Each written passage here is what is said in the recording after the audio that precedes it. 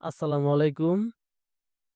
আজকে সামুদ্রিক পোমো মাছ বারবিকিউ করব এবং দুপুরে রান্না চলতেছে আর এটা হচ্ছে সামুদ্রিক রিডে মাছ। রিডে মাছ খেতে আমার কাছে খুবই ভালো লাগে। এগুলোর ভিতরে লবণ এবং হলুদ মরিচ দিয়ে মেখে রাখবো। আর অনেকদিন ধরে মনে চাচ্ছিল বাসায় কিছু রান্না করে খাই। আর এই মাছটা খেতে আমার কাছে খুবই ভালো লাগে। সামুদ্রিক মাছ অনেক প্রোটিন থাকে এবং আয়োডিন থাকে এই মাছে।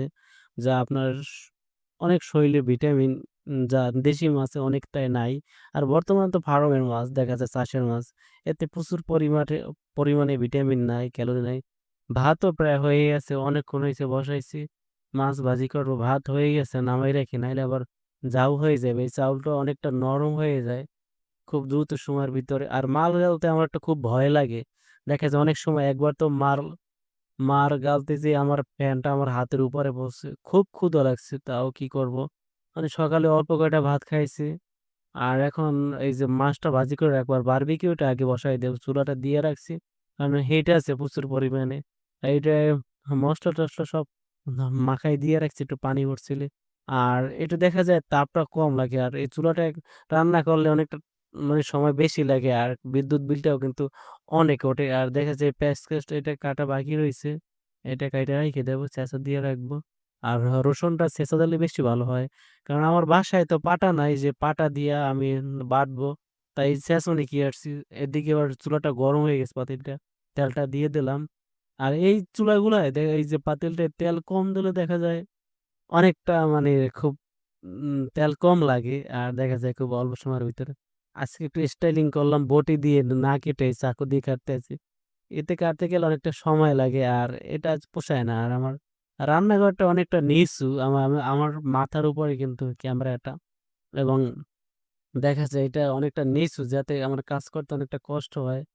আ একটা কি বিবাহ করে রান্না করে খাওয়াটা খুবই কষ্ট লাগে। কিন্তু কি আর করব? বিবাহ করে রান্না করে খাওয়া লাগে এটাই কপাল। কারণ আমার আম্মু অসুস্থ। আর আমার ওয়াইফ তো তার কাছে থাকতে হবে। আগে হইছে মা-বাপ তারপর হইছে আমার নিজের সুখ। মা-বাবা অনেক ছোট থেকে বড় করছে অনেক কষ্ট করে। তো অনেক স মা অনেক কষ্ট করছে। তারপর দেখা যায় এই অনেকদিন পর বিবাহটা করলাম। তো এখন ভাবতেছি যদি বউ আমি ঢাকায় নিয়ে আসছি, তাহলে দেখা যায় আমার মায়ের খুবই কষ্ট হবে। তো সেই চিন্তা করে আমার ওয়াইফকে ঢাকায় গ্রামে রেখে আসছি। আর আমি এখানে রান্না করে খাই, চাকরি করি আর রান্না করে খাই। দেখা যায় অফিস শেষ করে বাসায় এসে রান্না করতে অনেকটা খুবই কষ্ট লাগে। তারপর রান্না করতে আমার কাছে ভালো লাগে। কষ্ট হয় খেতে দেখা যায় ৪টা ৫টা বেজে যায়। পেঁয়াজটা কেটে ফেলছি আর কাঁচামরিচটাও কাটবো। আর রসুনটা ছেঁচা দিলে বেশি ভালো হবে। আর কাঁচামরিচ এখন প্রচুর পরিমাণে দাম। এখন সিজন প্রায় শেষ হয়ে গেছে।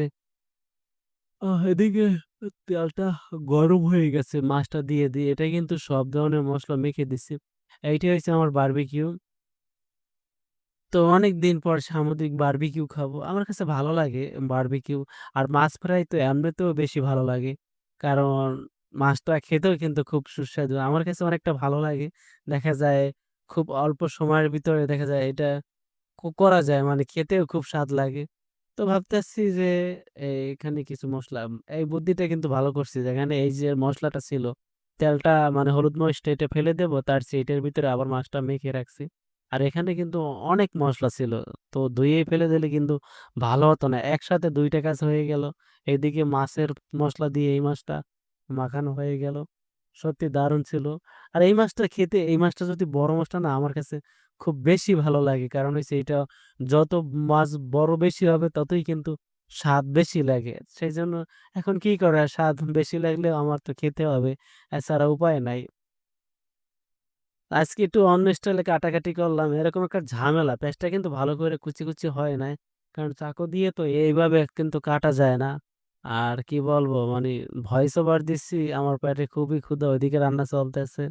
আর রসুনটা ছিলাইতেছি। এটা ছেঁচলে বেশি ভালো হইতো দেখি আগে কাইটে নিই। আর রসুন কিন্তু দিলে দেখা যায় মাছের ভিতরে অনেকটা টেস্ট হয়। আর রসুনে কিন্তু অনেকটা স্বাদও বাড়ায়। অনেকে কিন্তু রসুন দেয় না। দেখা যায় পেঁয়াজ, জিরা বাটা এইগুলো দিয়ে রান্না করে। আমার কাছে রসুন দিলে আরো বেশি স্বাদ লাগে। আর রসুন কিন্তু শরীরের জন্য খুবই উপকারী।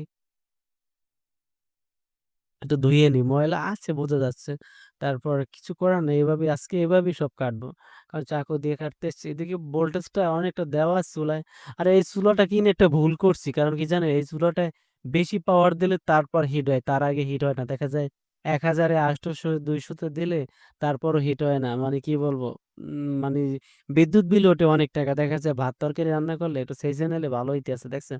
রসুনটা ছেঁচে নিচ্ছি। কারণ হচ্ছে ছেঁচে নিলে স্বাদটা বেশি হবে দেখা যায়। আর যে কাটছিলাম ওতে ভালো হইতো না। রসুন কিন্তু বেশি একটা গলে না। আর ভাজলে দেখা যায় অনেকটা শক্ত হয়ে যায়। সেজন্যই কিন্তু এরকম করতেছি। দেখা যায় শক্ত হয়ে গেলে এটা কিন্তু খেতেও খুব হবে না। সেজন্য দেখা যায় খুব ভালো কইরে মানে মিহিন করে নিছি। পেঁয়াজটা ছেঁচে নিলে আরো বেশি ভালো হতো। আর চাইছিলাম একটা পাটা কিনবো। কিন্তু পাটাটা কেনা হয় নাই। সেইসাই দেখা যায় শর্টকাটে অল্প সময়ের ভিতরেই হইয়া যায়। তো সেইজন্য ওটাও শেষ দেখা যায়। আর মাছ ওদিকে হইতেছে বারবিকিউ প্রায় কাছাকাছি ভেজে রাখতে আছি যাতে করে মানে খুবই ক্ষুধা লাগছে। ভাত তো হয়ে গেছে। তরকারি রান্না করতে এখনো ০.৫ ঘন্টার বেশি লাগবে আমার।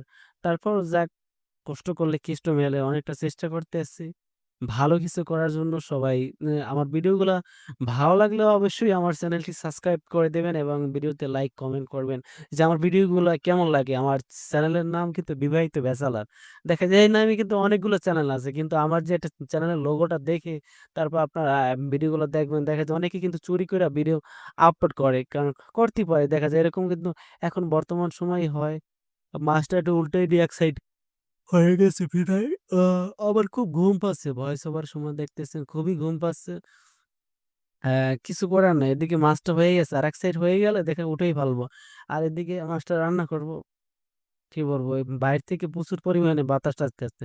যার কারণে মানে চুলার ভিতর তাপটা কম লাগে। এইটা তো হচ্ছে রান্না করতে হয় তাপের ভিতরে। আর এই যে চুলাটা দেখতেছেন ননস্টিক, এটার ভিতরে তেল খুবই কম খায়। দেখা যায় খুব অল্প সময়ের ভিতরেই রান্না করা যায়। আমি সেইভাবেই রান্না করতেছি যাতে করে আমার বেশি একটা ভালো লাগে। দেখা যায় রান্না কিন্তু প্রায় শেষ হয়ে গেছে। আজকের মতো সমাপ্ত। দেখা যায় অনেকটা সময় লাগবে রান্না করতে।